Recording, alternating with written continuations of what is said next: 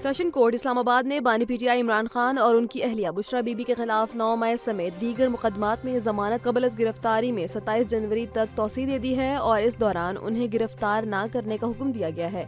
अदालत ने आइंदा समात पर बानी पीटीआई को ज़ाती तौर पर या वीडियो लिंक के जरिए पेश करने की हिदायत की है। वाज़ेह रहे कि इमरान खान के खिलाफ 9 मई के वाक़यात, इक़दाम कत्ल और जाली रसीदों समेत मुतादिद मुकदमात दर्ज हैं, जबकि बुशरा बीबी पर मुबैना जाली रसीदें जमा कराने का इल्ज़ाम है। बरतानवी जरीदे फाइनेंशियल टाइम्स ने कहा है कि फील्ड मार्शल सैयद आसिम मुनीर बदलते आलमी निज़ाम में एक मौसर स्ट्रेटेजिक रहनुमा के तौर पर सामने आए हैं। जरीदे के मुताबिक वो कसीरुल जहती खारजा पॉलिसी और मिडिल पावर्स की सफारतकारी में कामयाब मिसाल हैं। फाइनेंशियल टाइम्स ने लिखा कि पाकिस्तान की क़यादत ने वाशिंगटन, बीजिंग, रियाद और तेहरान के साथ बैक वक्त रवाबित को मौसर अंदाज में आगे बढ़ाया, जबकि अमरीकी सदर ट्रंप के साथ बेहतर हम आहंगी भी पाकिस्तान के हक में रही। जरीदे के मुताबिक इस सिफारती हिकमत अमली ने भारत को मायूस किया, जो बदलते आलमी हालात से हम आहंग न हो सका। वज़ीर दिफा ख्वाजा आसिफ ने कहा है कि फील्ड मार्शल सैयद आसिम मुनीर की पाकिस्तान में तरक्की के लिए की जाने वाली कोशिशों पर कोई इबहम नहीं। उनके मुताबिक बरतानवी जरीदे ने सफारतकारी और भारत के साथ जंगी कामयाबियों का क्रेडिट भी फील्ड मार्शल सैयद आसिम मुनीर को दिया। ख्वाजा आसिफ ने कहा कि फील्ड मार्शल सैयद आसिम मुनीर ने पाकिस्तान के दोस्त ममालिक के साथ ताल्लुकात बेहतर बनाने और सर्द मोहरी खत्म करने में अहम किरदार अदा किया, जबकि अमरीकी सदर ट्रंप की जानिब से भी उनकी तारीफ की गई। वाज़ेह है कि बरतानवी जरीदा फाइनेंशियल टाइम्स ने फील्ड मार्शल सैयद आसिम मुनीर को कसीरुल जहती खारजा पॉलिसी का माहिर और बदलते आलमी निज़ाम में मौसर स्ट्रेटेजिक रहनुमा करार दिया है। अमरीकी सदर डोनाल्ड ट्रंप की इंतजामिया ने गैर कानूनी तारिकीन वतन के लिए क्रिसमस पर बड़ी पेशकश का ऐलान किया है। अमरीकी महकमा होमलैंड सिक्योरिटी के मुताबिक जो अफराद साल के ख़त्म से पहले रज़ाकाराना तौर पर अमरीका छोड़ देंगे, उन्हें $3000 और मुफ्त फ़िज़ाई सफ़र फराहम किया जाएगा। DHS का कहना है कि CBP होम ऐप के जरिए रजिस्ट्रेशन करवाने वालों पर मुमकिन जुर्माने और सजाएं भी माफ होंगी। हुक्काम के मुताबिक इस इकदाम का मकसद नफाज के अखराजात कम करना और रज़ाकाराना वापसी के अमल को तेज करना है। महकमे ने खबरदार किया कि पेशकश कबूल न करने वालों को गिरफ्तारी और जबरी मुल्क बदरी का सामना करना पड़ सकता है। वज़ीर मुमलिकत बराए दाखिला तलाल चौधरी का कहना है कि खारजा पॉलिसी की कामयाबी वज़ीर आज़म शहबाज शरीफ और फील्ड मार्शल सैयद आसिम मुनीर के सर पर है। निजी टीवी से गुफ्तगू करते हुए उन्होंने कहा कि पाकिस्तान की खारजा पॉलिसी की बदौलत मुल्क के ताल्लुकात मजबूत हुए और सरमायाकारी के दरवाजे खुले। तलाल चौधरी ने मजीद कहा कि चीन, अमरीका और अरब ममालिक पाकिस्तान के साथ खड़े हैं और मशरिक व मगरिब का एतमाद बहुत बड़ी कामयाबी है। पाकिस्तान तहरीक इंसाफ के रहनुमा उस्मान डार ने अपना नाम ECL से निकालने के लिए लाहौर हाई कोर्ट में दरखास्त दायर कर दी है। जस्टिस साजिद महमूद सेठी ने दरखास्त पर सेक्रेटरी दाखिला और DGFIA को नोटिस जारी करके कल जवाब तलब कर लिया। दरखास्त में मौक़िफ़ इख्तियार किया गया कि 2024 में उस्मान डार का नाम एग्जिट कंट्रोल लिस्ट से निकाला गया था, ताहम वफाकी हुकूमत ने बगैर मौक़िफ़ सुने दोबारा नाम लिस्ट में शामिल कर दिया। अदालत से इस्तदा की गई कि वो उस्मान डार का नाम ECL से खारिज करने का हुक्म जारी करे। मारूफ आलमदीन मुफ्ती तकी उस्मानी ने कहा है कि हम रियासत के खिलाफ मुसल्लह जदोजहद के खिलाफ हैं।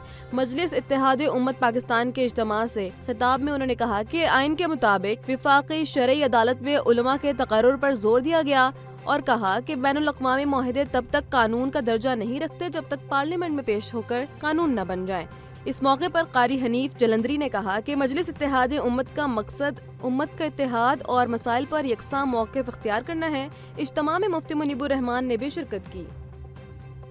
पंजाब की वज़ीर आला मरियम नवाज के साहिबजादे जुनैद सफ्तर की दूसरी शादी मुस्लिम लीग नून के रहनुमा शेख रोहेल असगर की पोती शानजे से तय पा गई।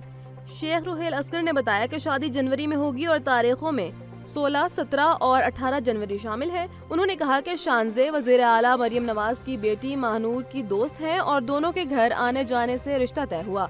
शादी महदूद मेहमानों के साथ धूमधाम से होगी। वाज़ेह है कि जुनैद सफदर दिसंबर 2021 में नैब के साबिक चेयरमैन सैफुर रहमान की साहिबजादी आयशा सैफ से शादी कर चुके थे और अक्टूबर 2023 में तलाक हो चुकी थी। अल्बानिया में हुकूमत के खिलाफ करप्शन इल्जामात पर मुजाहिरे फूट पड़े। मुजाहिरीन ने वज़ीर आज़म एडी रामा के दफ्तर पर पेट्रोल बम फेंके और हुकूमत से फौरी इस्तीफे का मुतालबा किया।